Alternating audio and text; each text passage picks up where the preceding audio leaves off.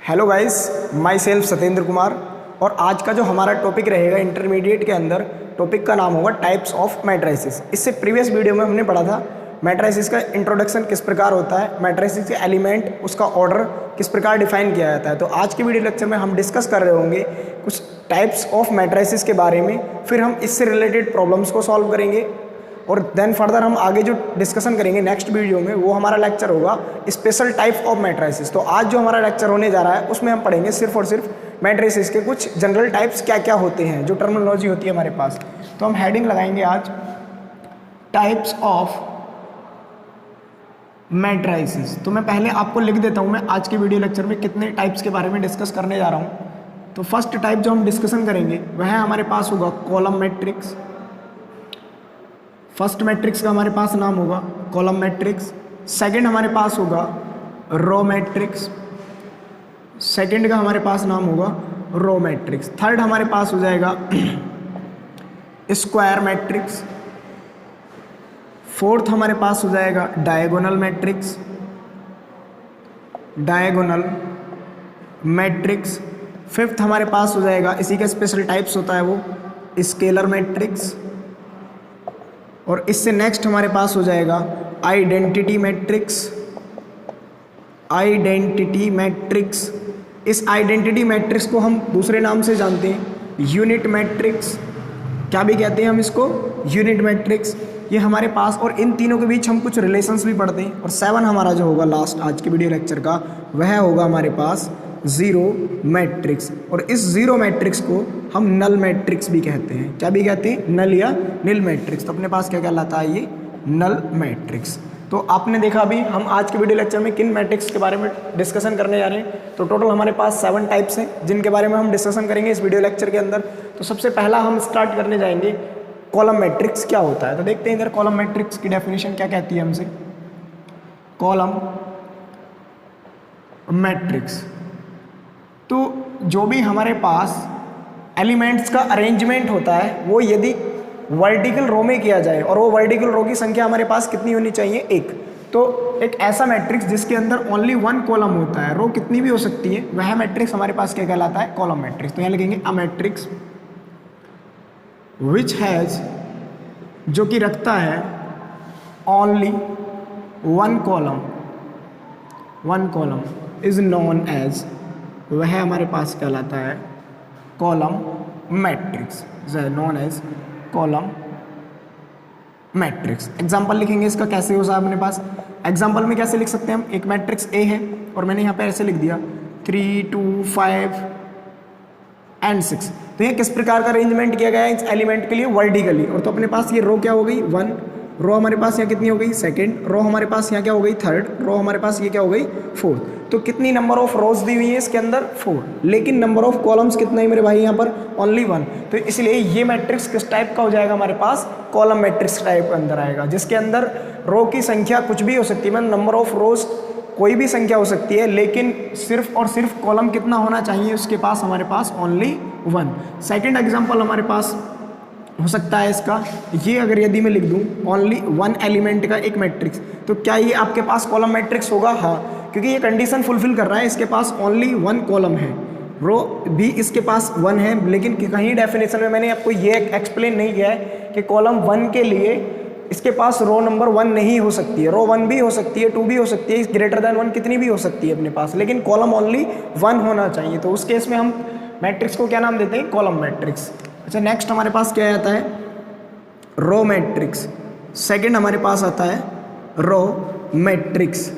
अब row matrix की same definition यही है, यदि एलिमेंट्स का अरेंजमेंट जो किया जाए, यहाँ पर एलिमेंट्स का अरेंजमेंट कैसे किया था हमने, एक वर्टिकल एरे में, और यहाँ पर एलिमेंट का अरेंजमेंट यदि हम कैसे कर दें, हॉरिजॉन्टल एरे में। तो हॉरिजॉन्टल एरे का मतलब है उसके पास ओनली 1 रो होनी चाहिए, और यदि किसी मैट्रिक्स के पास ओनली 1 रो होती है तो such kind of matrix is known as a row matrix. तो हम क्या कहेंगे, अ मैट्रिक्स, एक ऐसा मैट्रिक्स विच हैज, जो कि रखता है ओनली 1 रो।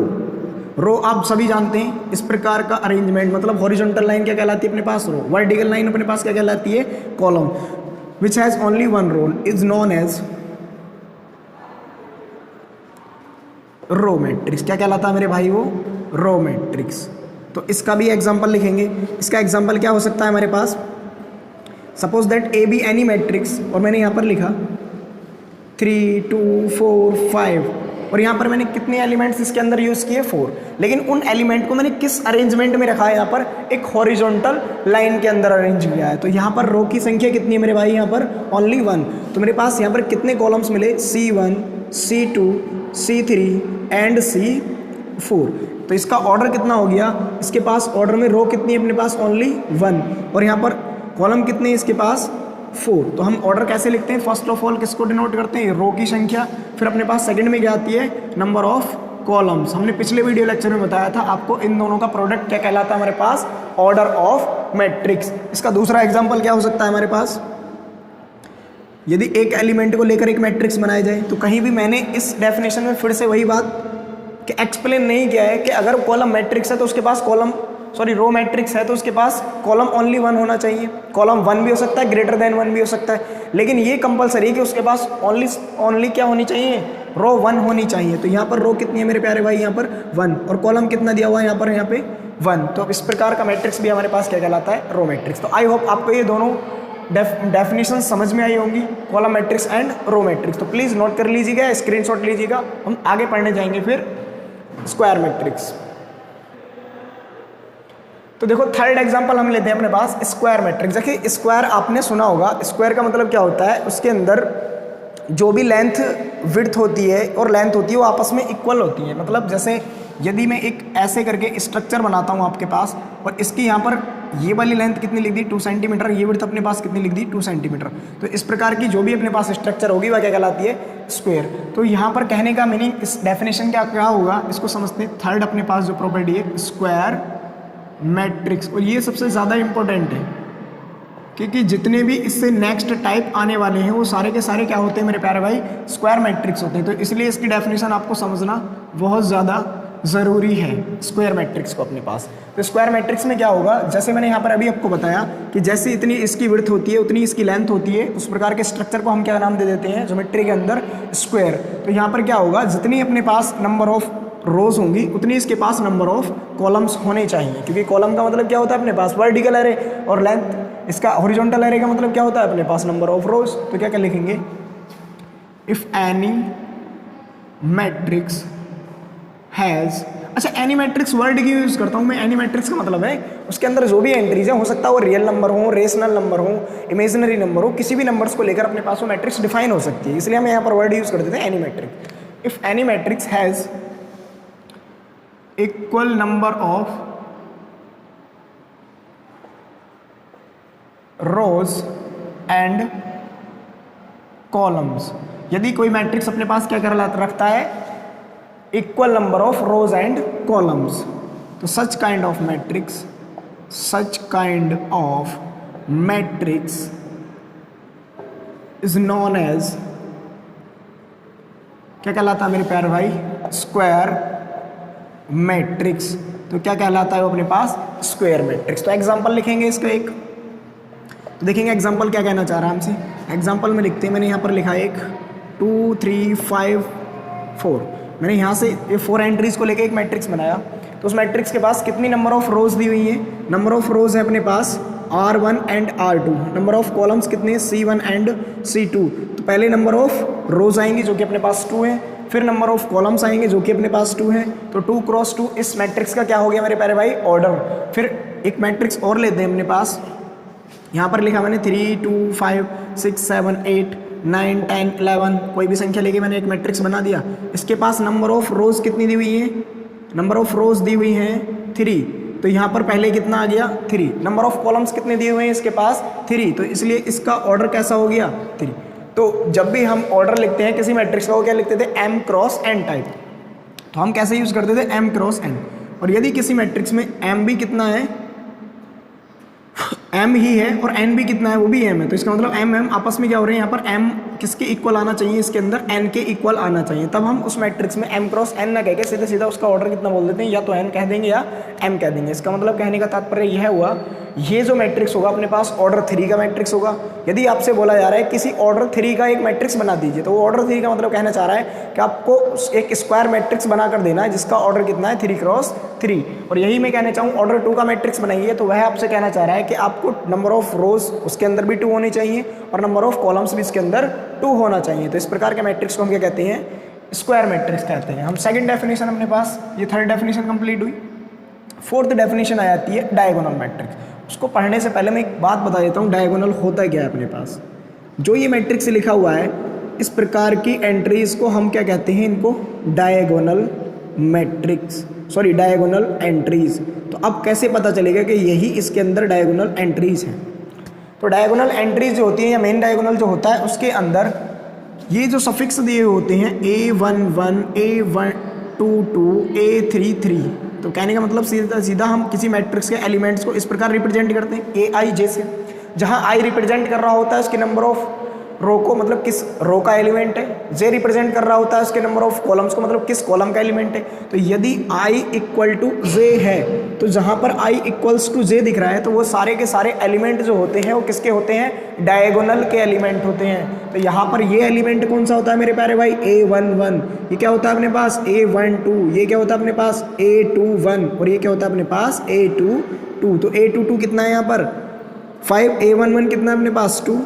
तो ये दोनों का एलिमेंट किसके अंदर आएंगे अपने पास, डायगोनल के अंदर आएंगे। सेम यहाँ पर देखेंगे, यहाँ पर ये क्या है अपने पास A11, ये अपने पास क्या है A22, ये अपने पास क्या दिया हुआ है A33। थर्ड रो का थर्ड एलिमेंट, सेकंड रो का सेकंड एलिमेंट, फर्स्ट रो का फर्स्ट एलिमेंट, तो ये अपने पास क्या बन जाएगा मेरे प्यारे भाई, डायगोनल।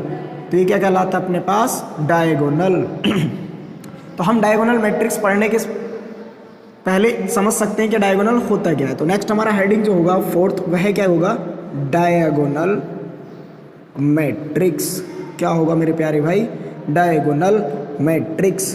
तो डायगोनल मैट्रिक्स जो होता है अपने पास, वह क्या होता है, स्क्वायर मैट्रिक्स, जिसकी मतलब डायगोनल की जो एंट्रीज होती हैं, या सीधे सीधे कह सकते हैं नॉन डायगोनल एंट्रीज सारी जीरो होती हैं। अब सारी जीरो होने का मतलब समझ रहे हो आप, कि डायगोनल एंट्रीज को छोड़कर जो भी एंट्री होंगी उसके अंदर सारी की सारी क्या होंगी अपने पास, जीरो। मतलब उस मैट्रिक्स का फॉर्मेशन कुछ इस प्रकार होगा, इधर देखेंगे मेरे प्यारे भाई किस प्रकार होगा, कि मैं AIJ को एक्सप्लेन करना चाह रहा हूँ डायगोनल मैट्रिक्स के लिए, और यदि I मेरा इक्वल J है तो एलिमेंट हमेशा यहाँ पर क्या होगा, नॉन जीरो एलिमेंट होगा। कैसा होगा मेरे प्यारे भाई, नॉन जीरो। और यदि I equals to J, sorry not equal to 0 पे, हाँ I इक्वल टू J बिल्कुल सही लिखा है आपने, I इक्वल टू J, और I not equal to J होगा, तो उस केस में हमारे पास ऑलवेज एंट्री क्या होगी, वो जीरो दी गई होगी। तो इसकी डेफिनेशन क्या लिखेंगे हम, a square matrix which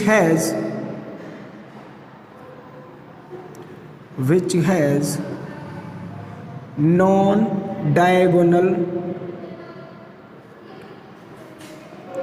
entries is 0। वो कैसी एंट्री रखता है जिसकी diagonal entries, non diagonal entries क्या होती है मेरे प्यारे भाई, जीरो होती हैं। कहने का मतलब सीधे सीधा एक एग्जांपल से समझते हैं, या दैट इज करके तुम इस बात को लिख सकते हो, AIJ इज इक्वल टू होगा A, और यहाँ मैंने लिखा A is not equal to 0, और A is any real number. यहाँ पर क्या लिख दिया, रियल नंबर या कॉम्प्लेक्स नंबर, कोई भी ना कोई नंबर एग्जिस्ट करता वह नंबर दिया हुआ है, और यहाँ लिखा हुआ I इक्वल्स टू J, और यहाँ मैंने लिख दिया I is not equal to J, और ये क्या आ गया अपने पास, 0। तो इसका क्या एग्जाम्पल हो सकता है हमारे पास, उस एग्जाम्पल को समझने के लिए यही जो मैंने मैट्रिक्स लिखा था स्क्वायर मैट्रिक्स, उसी के अंदर समझते हैं इसके एग्जाम्पल्स को। देखेंगे प्यार से क्या है, होता है एग्जाम्पल।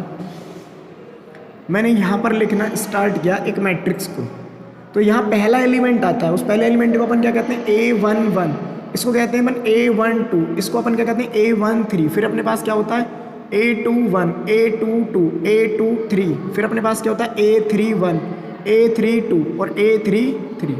तो अगर हम डायगोनल एंट्री को देखें और डायगोनल मैट्रिक्स का फॉर्मेशन करें, तो A11 क्या आ रहा है अपने पास, IJ के इक्वल है, तो कोई ना कोई एंट्री होगी, सपोज दैट 2 ले लिया। A12 1 is not equal to 2, इसलिए यहाँ पर क्या आएगा अपने पास एंट्री 0। यहाँ पर भी 1 3 के इक्वल नहीं है, यहाँ पर भी 2 1 के इक्वल नहीं है, यहाँ पर 2 2 के इक्वल है, इसलिए एंट्री एग्जिस्ट करेगी। वो क्या ले लिया हमने, 3 ले लिया है यहाँ पर। ऐसे 2 किसके इक्वल है यहाँ पर 2 3 के इक्वल नहीं है, तो जिस कारण से यहाँ पर क्या प्राप्त होगा हमको 0 प्राप्त होगा।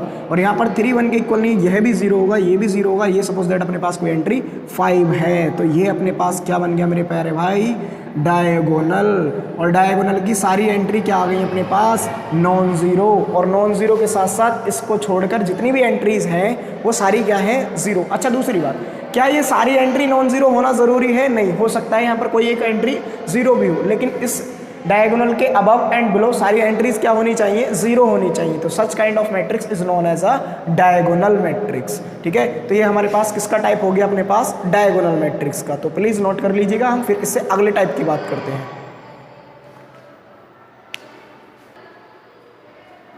तो फिफ्थ टाइप देखते हैं हम अपने पास, जिसका नाम होगा स्केलर मैट्रिक्स। ये फिनिश कर दिया हमने, ये भी फिनिश कर दिया, ये भी फिनिश कर दिया। तो फिफ्थ टाइप अपने पास क्या आता है मेरे प्यारे भाई, फिफ्थ टाइप का मेरे पास नेम है स्केलर मैट्रिक्स। तो स्केलर मैट्रिक्स जो होता है वो एक स्पेशल केस होता है किसका डायगोनल मैट्रिक्स का। जहाँ पर हमने अभी बात किया था कि डायगोनल मैट्रिक्स जो होता है उसके डायगोनल एंट्रीज को छोड़कर रेदर देन मतलब जितनी सारी की सारी एंट्रीज होती हैं बाकी सब 0 होती हैं।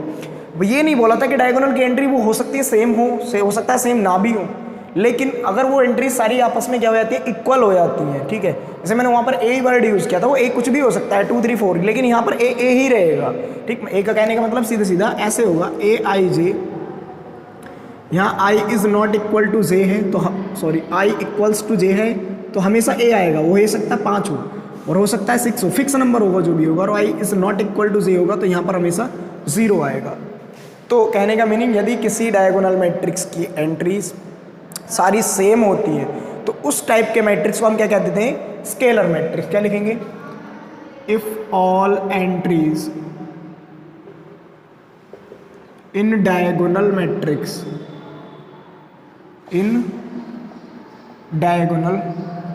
Matrix are same. सारी एंट्री क्या होती है इसमें सेम। अब मेरे प्यारे भाई हम सारी एंट्री का मतलब कहने का सीधे डायगोनल की एंट्री बात कर रहे हैं, क्योंकि डायगोनल मैट्रिक्स में सिर्फ डायगोनल में ही एंट्री एग्जिस्ट करती है। और जब डायगोनल में एंट्री एग्जिस्ट करती है तो इसका मतलब मैं डायगोनल एंट्रीज की बात क्या कर रहा हूँ वो सारी सेम होनी चाहिए। तो सच काइंड ऑफ मैट्रिक्स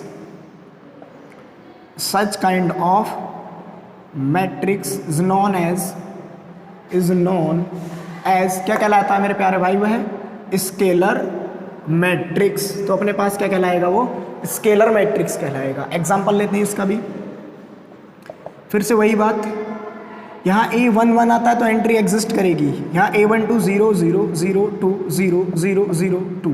तो अपने पास कैसा मैट्रिक्स है जिसकी डायगोनल एंट्री सारी की सारी सेम है, तो अपने पास ये क्या कहलाएगा स्केलर मैट्रिक्स। तो क्या स्केलर मैट्रिक्स डायगोनल मैट्रिक्स नहीं हो सकता? हाँ हो सकता है, बिल्कुल हो सकता है, क्योंकि हमने क्या कहा था डायगोनल एंट्री में मतलब डायगोनल मैट्रिक्स के अंदर डायगोनल की एंट्रीज नॉन जीरो होनी चाहिए, जो कि यहाँ पर है। तो इस कारण ये भी अपने पास क्या बन रहा है डायगोनल मैट्रिक्स। तो यहाँ से एक बात क्या इंप्लाइज होकर आती है, स्केलर मैट्रिक्स क्या भी होता है मेरे प्यारे भाई डायगोनल मैट्रिक्स, क्या भी होता है diagonal matrix. But converse need not be true. Converse need not be true का मतलब समझ रहे हो, यदि वो डायगोनल है तो वो स्केलर हो भी सकता है और नहीं भी हो सकता। हो सकता है डायगोनल एंट्रीज उसकी डिफरेंट दी गई हो, और अगर डायगोनल एंट्री डिफरेंट दी गई है तो उस मैट्रिक्स को हम क्या नहीं कह सकते स्केलर मैट्रिक्स नहीं कह सकते। समझ रहे हो ना बात को? हाँ बिल्कुल समझ रहे भाई। तो आप अगली डेफिनेशन देखते हैं। हमारी नेक्स्ट डेफिनेशन क्या कहती है, आइडेंटिटी मैट्रिक्स। बहुत प्यारी सी मैट्रिक्स है बेचारी, आइडेंटिटी मैट्रिक्स। दूसरा नाम क्या होता है इसका, यूनिट मैट्रिक्स। क्या होता है यूनिट मैट्रिक्स। अब यूनिट मैट्रिक्स क्या होता है, फिर से वही, पहले इसको एक्सप्लेन करते हैं। अगर आपको ये बात समझ में आ रही है, हाँ आपको मैथ समझ में आ रही है, तो देखेंगे क्या हुआ, AIJ मैंने यहाँ पर लिखना स्टार्ट किया। यदि I मेरा J के इक्वल है, यदि मतलब if I is equals to J, तो उस केस में ऑलवेज एंट्री जो होगी वह कितनी होगी अपने पास 1। और यदि I मेरा is not equal to J है तो एंट्री ऑलवेज क्या होनी चाहिए 0। तो यहाँ से मतलब समझ में आया कि एक ऐसा मैट्रिक्स जिसकी डायगोनल एंट्रीज क्या होती हैं ऑलवेज 1, बट होता कौन सा है स्क्वायर मैट्रिक्स। अब जो मैं जितनी भी डिस्कशन कर रहा हूँ वो सारे के सारे स्क्वायर मैट्रिक्स पे ही कर रहा हूँ। स्क्वायर मैट्रिक्स के बाद तो जिसके डायगोनल एंट्रीज ऑलवेज क्या होती हैं 1, बट डायगोनल को छोड़कर शेष रेदर एंट्रीज जो होती है अपने पास वो क्या होती हैं 0 होती हैं। तो क्या लिखेंगे इसकी डेफिनेशन, वैसे डेफिनेशन यही बन रही है अपने पास कि if all diagonal entries of any matrix और unit and non diagonal entries are zero. Non diagonal का मतलब डायगोनल को छोड़कर जितनी एंट्रीज होती हैं वो क्या होती है अपने पास ज़ीरो होती है। नॉन डायगोनल एंट्री में क्या होता है अपने पास I is not equal to जे होता है, मतलब नंबर ऑफ रो, किस रो को रिप्रेजेंट कर रहा है किस कॉलम को, आपस में इक्वल नहीं होते हैं अपने पास। तो such kind of matrix is known as वह क्या कहलाता है अपने पास आइडेंटिटी मैट्रिक्स। लेकिन आइडेंटिटी मैट्रिक्स जो होते हैं अपने पास वो डिफरेंट ऑर्डर्स के होते हैं। जैसे मैं एक एग्जांपल लिखूं, पहला एग्जांपल मैंने ये लिख दिया 1 0 0 1, तो इस मैट्रिक्स को हम ए से डिनोट करके एक नोटेशन यूज करते हैं I2 का मतलब होता है 2 × 2, मतलब सेकंड ऑर्डर का आइडेंटिटी मैट्रिक्स जिसकी डायगोनल एंट्री क्या 1 1 और रेस्ट एंट्रीज क्या अपने पास 0। अच्छा I1 क्या होगा, तो I1 होगा ओनली 1 क्योंकि डायगोनल एंट्री ओनली 1 है और इससे अलग यहाँ पर एंट्री है नहीं, तो ये भी अपने पास कैसा हो गया 1 ऑर्डर का यूनिट मैट्रिक्स। अच्छा I3 क्या होगा 3 ऑर्डर का आइडेंटिटी मैट्रिक्स, तो 1 0 0 0 1 0 एंड 0 0 1। तो इसी प्रकार आप nth ऑर्डर के लिए भी लिख सकते हैं जिसकी डायगोनल एंट्रीज क्या होंगी अपने पास 1 1 1 और रेदर एंट्री अपने पास क्या होंगी सारी 0 दी होंगी। अब इससे एक और अपने पास नेक्स्ट टाइप जो बचा है उसका नाम है अपने पास जीरो मैट्रिक्स। मैं यहीं पर डिस्कस किए देता हूँ आपको, फिर हम इस वीडियो लेक्चर को फिनिश करते हैं। सातवां हमारे पास टाइप है नल मैट्रिक्स या जीरो मैट्रिक्स। तो नल मैट्रिक्स की डेफिनेशन क्या होती है अपने पास, इफ ऑल एंट्रीज, यदि सारी की सारी entries in any matrix are zero, क्या होती है मेरे प्यारे भाई जीरो। यदि किसी मैट्रिक्स के अंदर सारी की सारी एंट्री जीरो होती हैं तब उस मैट्रिक्स को देन सच मैट्रिक्स, तब इस प्रकार का मैट्रिक्स इज नॉन एज क्या कहलाता है वो अपने पास नल मैट्रिक्स। तो अपने पास क्या कहलाता है वो नल मैट्रिक्स। एग्जाम्पल क्या लेंगे इसका, कुछ भी ले सकते हो इसका एग्जाम्पल। तो मेरे प्यारे भाई 0 0 0, 3 ऑर्डर के लिए 0 0 3 बार लिख दो। 3 ऑर्डर का हो सकता है 0 0 0 0 0 0 0 0 0। अच्छा एक बात और निष्कर्ष निकल के आता है, इन तीनों की बात करते हैं हम। अभी जो हमने पढ़ा था एक स्केलर मैट्रिक्स, दूसरा हमने पढ़ा एक आइडेंटिटी मैट्रिक्स और एक हमने पढ़ा अभी डायगोनल मैट्रिक्स। तो मैंने एक बात बताया आपको, अगर मैं यहाँ लिखूँ आइडेंटिटी मैट्रिक्स, आई का मतलब होगा आइडेंटिटी मैट्रिक्स, समझना यहाँ पर आइडेंटिटी मैट्रिक्स, और दूसरा मैं ये लिख रहा हूँ यहाँ पर स्केलर मैट्रिक्स, और तीसरा मैंने लिख दिया यहाँ पर डायगोनल मैट्रिक्स। तो यहाँ ध्यान से समझना, आइडेंटिटी मैट्रिक्स की सारी डायगोनल एंट्री क्या होती है 1, तो वो 1 एंट्री किसकी डेफिनेशन को भी रिप्रेजेंट कर रही है स्केलर मैट्रिक्स। स्केलर क्या कहता है कि सारी डायगोनल एंट्री सेम होनी चाहिए, तो इसलिए अपने पास क्या भी हो सकता है स्केलर मैट्रिक्स। अच्छा इसका रिवर्स पॉसिबल है, हो भी सकता है नहीं भी। देखो ये है एग्जांपल, अगर मैं 2 2 लिख दूं तो आइडेंटिटी मैट्रिक्स होगा नहीं होगा, तो इसलिए इसका रिवर्स पॉसिबल नहीं है। अच्छा स्केलर मैट्रिक्स क्या भी होता है अपने पास डायगोनल मैट्रिक्स, तो यहाँ से हम सीधा भी क्या भी कह सकते हैं, तो every identity matrix is a diagonal matrix. तो आई होप आज का वीडियो लेक्चर आपको काफ़ी अच्छा लगा होगा टाइप ऑफ मैट्रिसेस के ऊपर। तो इससे हम नेक्स्ट वीडियो लेक्चर जो लेकर आएंगे फिर हम 3.1 एक्सरसाइज की प्रॉब्लम्स को सॉल्व करेंगे। अगर आपको वीडियो लेक्चर वाकई अच्छा लग रहा है तो प्लीज़ चैनल को सब्सक्राइब एंड शेयर ज़रूर करिए। Bye bye.